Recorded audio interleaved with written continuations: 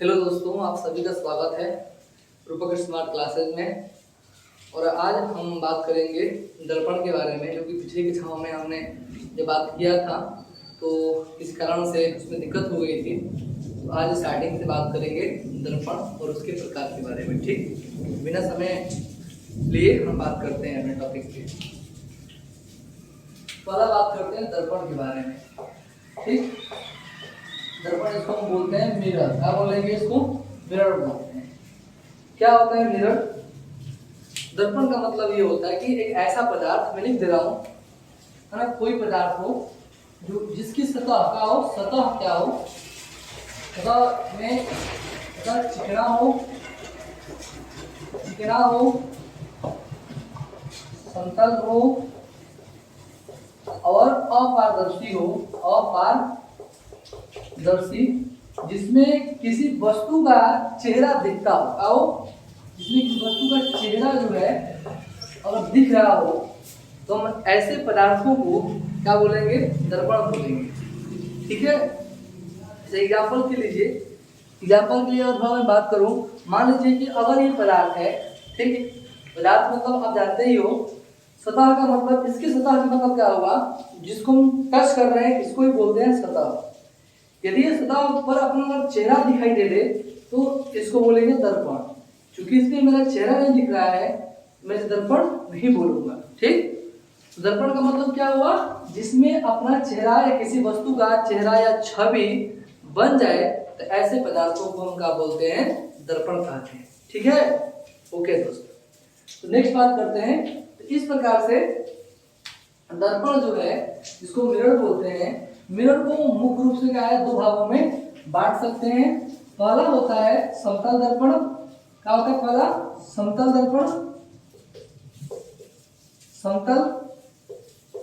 दर्पण। दूसरा होता है गोलीय दर्पण। क्या होता है? गोलीय दर्पण। ठीक, समतल दर्पण को इंग्लिश में बोलते हैं प्लेन मिरर। क्या बोलते हैं इसको? Plane mirror. जबकि गोलीय दर्पण को हम बोलते हैं स्फेरिकल मिरर। क्या बोलते हैं? Spherical mirror. यहां तक किसी को दिक्कत नहीं है ना? नहीं, ठीक है। तो अब बात करते हैं समतल मिरर। समतल दर्पण क्या होता है या प्लेन मिरर किसको बोलेंगे?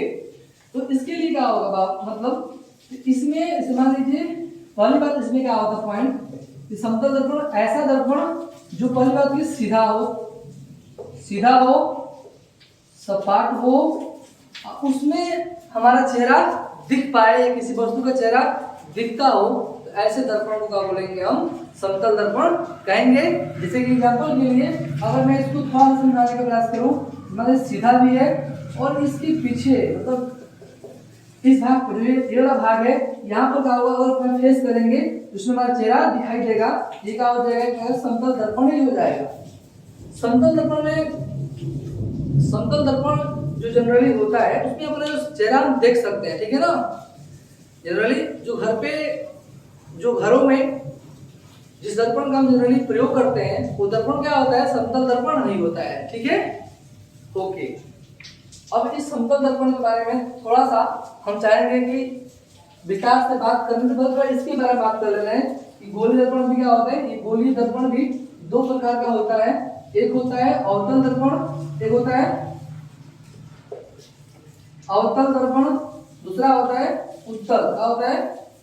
उत्तल दर्पण होता है। इसको हम कनकेव मिरर और कन्वेक्स मिरर, इसको क्या बोलते हैं? इसको कनकेव मिरर इसको बोलते हैं कन्वेक्स। क्या बोलेंगे? इसको कन्वेक्स मिरर बोलेंगे। इस प्रकार अब मैं बारी बारी से पहले बात कर रहा हूँ प्लेन मिरर क्या होता है और उसकी विशेषता और उसको कहाँ पर हम प्रयोग करते हैं, इसके बारे में बात करेंगे। उसके बाद बात करेंगे गोलीय दर्पण के बारे में और इसके प्रकार के बारे में। ठीक, तो बिना समय लिए हम बात करने जा रहे हैं किसके बारे में? प्लेन मिरर के बारे में। ठीक है, चलिए ठीक है, तो हम समझते हैं।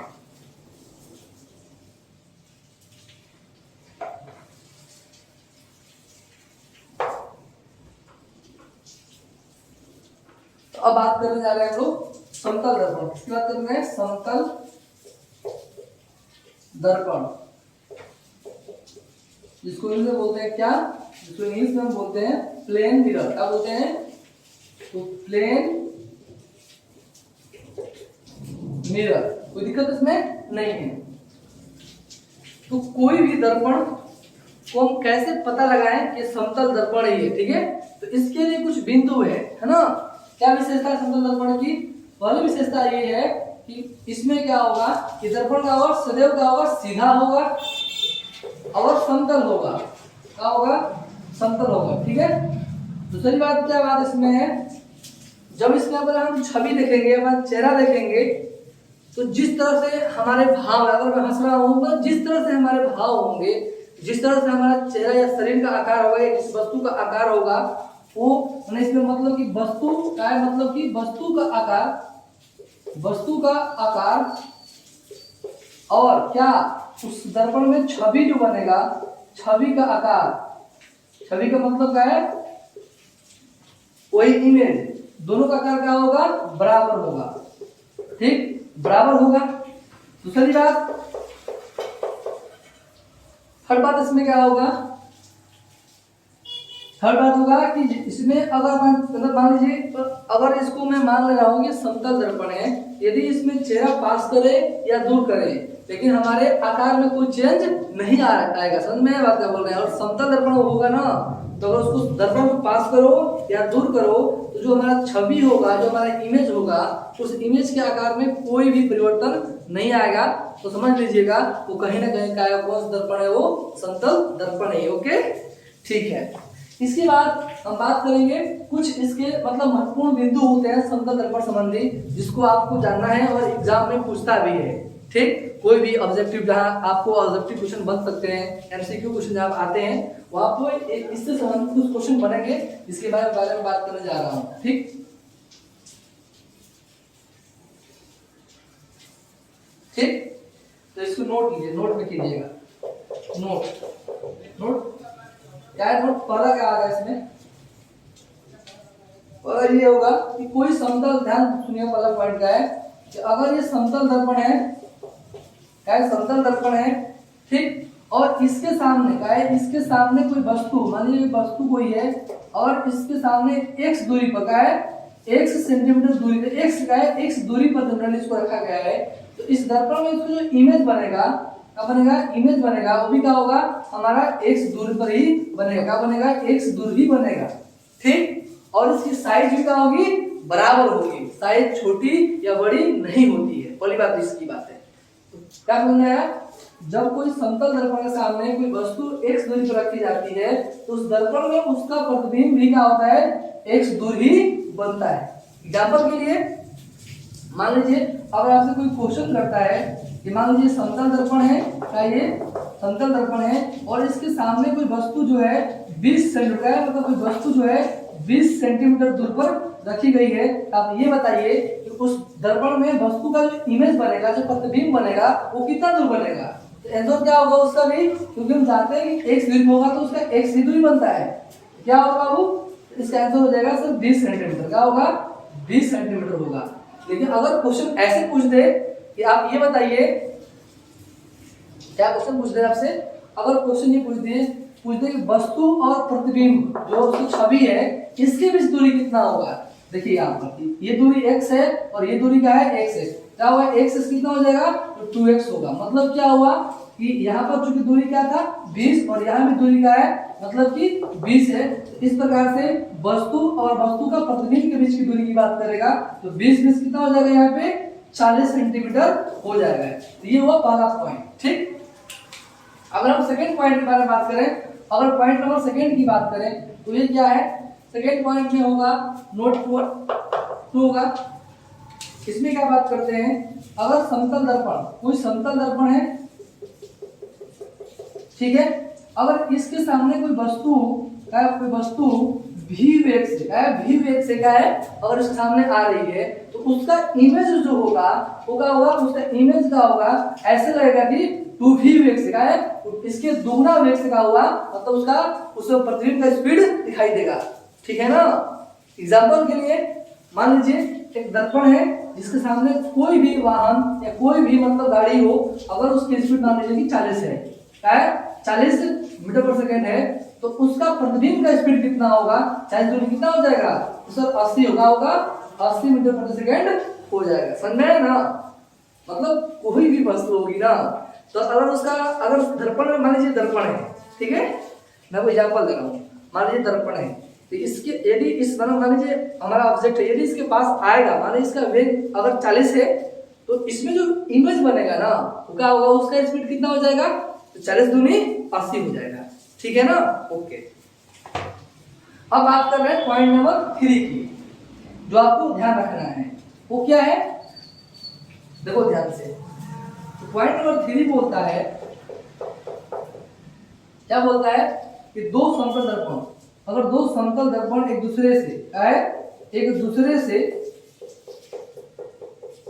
से थीटा अंश से कोण पर हो, क्या हो, थीटा अंश से कोण पर हो, और इनके बीच में कोई वस्तु, क्या है, कोई भी वस्तु रखी गई हो, तो उसका प्रतिबिंब कितना बनेगा।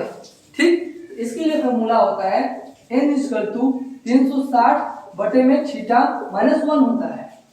ठीक है ना, तो इसमें क्या हो, जैसे एग्जांपल देखिए, अगर मैं थीटा, मैं कल्पना करता हूं, अगर थीटा का मान मैं रखता हूं 0, रख दूं 0 डिग्री, रख दूं 0 डिग्री रखता हूं, तो मान कितना आएगा, मतलब कि ऐसे, ये तो हमारा समतल दर्पण हो गया, ये भी हो गया, यहाँ हो गया हमारा वस्तु। चूंकि जब दो लाइन पैरेलल होती है, तो इनके बीच क्या होता है, जनरली 0 से कोण बनता है। ठीक है ना, इनके बीच वस्तु है, मतलब वस्तु है, इसका अब ज्ञात कर रहे हैं क्या, प्रतिबिंब की संख्या n छोटा क्या होगा, तो 360 बटे में 0 -1। अब जानते हो कि किसी भी संख्या में अगर 0 से भाग देंगे तो क्या होता है, अनंत होता है, अपरिभाषित होता है। समझ में आया बात, इसका मतलब क्या होगा, अनंत -1 = क्या होगा, अनंत होगा। इसका मतलब क्या हुआ सर, इसका मतलब ये है कि इस दर्पण में प्रतिबिंब बहुत ही बनेगा। ठीक है, हाँ। अब बात कर रहे हैं, अगर थीटा 0.1 था, इसमें अगर 0.2 कर रहा हूं, अगर थीटा = क्या कर दूं, 30 डिग्री का कर दूं, मतलब इमेज क्या हो, अब ऐसे कर दो, ऐसे कर दो, ये हो गया प्लेन मिरर, और इसको मैं 30 डिग्री कर रहा हूं, यहां पर रख रहा हूं वस्तु, तब अब कैसे, मतलब कितना बनेगा उस इमेज की संख्या, तो फॉर्मूला क्या है, वही n = 360 बटे में 30 - 1, n कितना होगा, बटेगा बढ़ती आई 36 - 1, n कितना हो जाएगा, 11। इसका मतलब क्या होगा, इन दोनों में जो इन दोनों के बीच में जो वस्तु रखी गई है ना, उसका प्रतिबिंब कितना बनेगा, 11 बनेगा। ठीक है, अब बात कर रहे हैं, जब थीटा का मान, पॉइंट नंबर 3 क्या है, जब थीटा का मान कितना हो, मतलब 45 डिग्री हो, क्या हो, 45 डिग्री हो, मतलब कि अब दर्पण थोड़ा क्या है, ऐसे हो, क्या हो, ऐसे हो और ऐसे हो, थोड़ा सा मतलब हो रहा है, तो समझ लीजिए 45 डिग्री। तो ये दर्पण है, कौन दर्पण है, ये समतल दर्पण है भाई। ओके, इनके बीच कितना डिग्री है, 45 डिग्री है। ठीक है ना, अब क्या होगा, n = 360 बटे में 45 डिग्री -1, कितना होगा, n = कटेगा, ये 9 से कटेगा, 4 36, 9 5 45, फिर 8 5 40, 8 - 1, तो यहाँ पर आ जाएगा n = 7, आ जाएगा यहाँ पर 7 आ जाएगा। ठीक है, अब फिर क्या करेंगे, अगर हम पॉइंट कहाँ ले लें, यहाँ ले रहे हैं। ठीक है ना, अगर पॉइंट हम ले रहे हैं 4, क्या पॉइंट ले रहे हैं, 4 ले रहे हैं, और इसको मिटा दे रहा हूँ ताकि समझ में आपको आ जाए। अगर पॉइंट 4 ले, अब यहाँ क्या करें, n = फिर n बोल रहे हैं, अगर थीटा = क्या करेंगे, 60 डिग्री करेंगे, क्या करेंगे, 60 डिग्री, मतलब कि जो दर्पण हमारा है एक दूसरे से क्या हो, मतलब कि अब लगभग 60 डिग्री पर मतलब हो, है ना, इनके बीच, इसमें तेरे वस्तु यहाँ बात हो रहा है भाई, वस्तु होगा ना यहाँ पर भी। ठीक है, अगर इनके बीच वस्तु रखी गई हो, तो इसका इमेज कितना होगा, मतलब प्रतिबिंब कितना बनेगा, वही फॉर्मूला है n = 360 बटे में 60 - 1, तो n = क्या होगा, बटेगा जैसे 36 - 1, तो n = क्या होगा, 5 होगा। ठीक है, अगर पॉइंट नंबर 5, अगर थीटा का मान मैंने 90 का है, 90 डिग्री रख दूंगा, मतलब कि दर्पण जो होगा अगर ऐसे क्या हो, ऐसे और ऐसे हो और इसके बीच में कोई वस्तु रखी गई हो तो इसका इमेज कैसे बनेगा, मतलब कितना बनेगा प्रतिबिंब, n इक्वल टू वही बात 360 बटे में 90 degree minus 1, n equal to कितना होगा 0, बच्चों का 36 4 माइनस 1, तो n इक्वल टू कितना हो रहा है आपका, यहाँ पर हो रहा है 3, ठीक। तो अगर आप देख रहे हो इसमें क्या देख रहे हो आप, जब थीटा का मान 0 था तो प्रतिबिंब कितना बना, अनंत बना, ठीक, मतलब बहुत सारा बना, ठीक। लेकिन जब थीटा का मान 30 हुआ प्रतिबिंब कितना बना, 11 बना। जब थीटा का मान क्या हुआ 45 डिग्री हम किए तो कितना बन रहा है इमेज 7 बना, ठीक है ना। जब 60 डिग्री किए तो 5 बना, जब 90 किए तो 3 हुआ। इसका मतलब क्या है, जब दो समतल दर्पण के बीच का जो क्या होगा एंगल जैसे जैसे हम बढ़ाएंगे वैसे वैसे उसके बीच में रखी वस्तु का प्रतिबिंब संख्या का होगा घटता जाएगा, और जैसे जैसे हम एंगल कम करेंगे उनके बीच में वैसे वैसे क्या होगा प्रतिबिंबों की संख्या बढ़ती जाएगी। तो उम्मीद कर रहा हूँ ये बात समझ में आपको आ गया, ठीक है। अब इसको मैं मिटाता हूँ, इसको नोट करना है नोट कर सकता है, ठीक, मैं इसको मिटा रहा हूँ।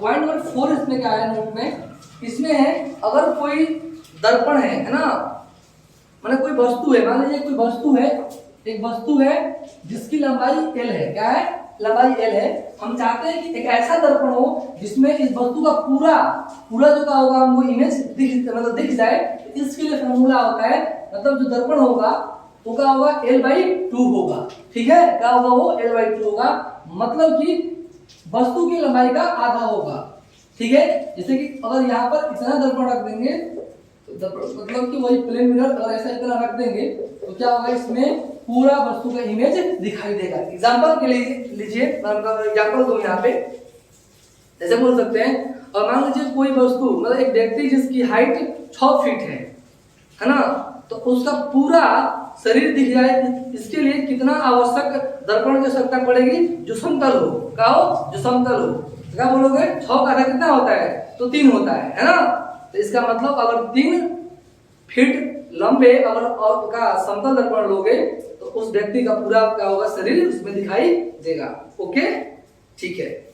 तो अब उसके बाद अगर हम बात करें इसमें पॉइंट बात करें, तो पॉइंट नंबर 5 क्या करना है कि समतल दर्पण की रेखीय आवर्धन या आवर्धन जो होता है वो क्या होता है, सदैव 1, क्या होता है 1 होता है। ये सारा वर्ड जो मैं बोल रहा हूँ रेखीय आवर्धन बात कर रहा हूँ, सारा वर्ड मैं समझाऊंगा, बट अभी आपको याद करना है कि n का मान क्या होता है 1 होता है। n का मतलब क्या होता है रेखीय आवर्धन, क्या होता है रेखीय आवर्धन, और इसको इंग्लिश में बोले तो लीनियर मैग्निफिकेशन, क्या बोलते हैं इसको, लीनियर मैग्निफिकेशन बोलते हैं, ठीक। और इसकी क्षमता क्या करें, और कोई पूछे आपसे कि समतल दर्पण की क्षमता कितनी होती है, मतलब कि यहाँ पर P का मान क्या होता है, तो 0 होता है, ठीक है, क्या होता है 0 होता है। सर इसकी फोकस दूरी कितनी होती है, तो इसकी फोकस दूरी सर अनंत होती है। तो ये सब जो है बातें आपको ध्यान रखना है, और ये जनरली बातें आपको ऑब्जेक्टिव क्वेश्चन में पूछी जाती हैं, ठीक है। तो इस वीडियो में बस इतना ही, नेक्स्ट वीडियो में हम बात करेंगे गोली दर्पण और उसके प्रकार के बारे में। हाँ यार, और सुन लीजिए, अगर आपसे पूछे कि समतल दर्पण का उपयोग, क्या पूछे, उपयोग पूछे या उसको अनुप्रयोग पूछे या यूज पूछे, तो क्या बोलेंगे, घरेलू, मतलब घरेलू कार्यों में, या दैनिक जीवन में, क्या बोलोगे, दैनिक जीवन के सारे जितने भी कार्य होता है जहां पर हम दर्पण का प्रयोग करते हैं वो दर्पण कौन सा होगा, समतल दर्पण होगा। जैसे हम बाथरूम हुआ, या हम जहाँ ड्रेसिंग जो होता है, ड्रेसिंग चेंज करने वाला रूम होता है जहाँ पर लगा होता है मिरर, वो भी क्या होता है, समतल दर्पण ही होता है, ठीक है ना। तो आज इतना ही बात करेंगे, उसके बाद नेक्स्ट वीडियो में हम समझने का प्रयास करेंगे गोली दर्पण क्या होता है और उसके प्रकार कितने होते हैं, ठीक है। अगर आपको ये वीडियो अच्छा लगे तो लाइक कीजिएगा, कमेंट कीजिएगा, थोड़ा शेयर कर दीजिएगा। अगर कुछ कमी रही तो प्लीज एक छोटे भाई समझकर बताइए कहाँ कमी है, इसको और कहाँ इम्प्रूव कर सकते हैं, ओके, थैंक यू।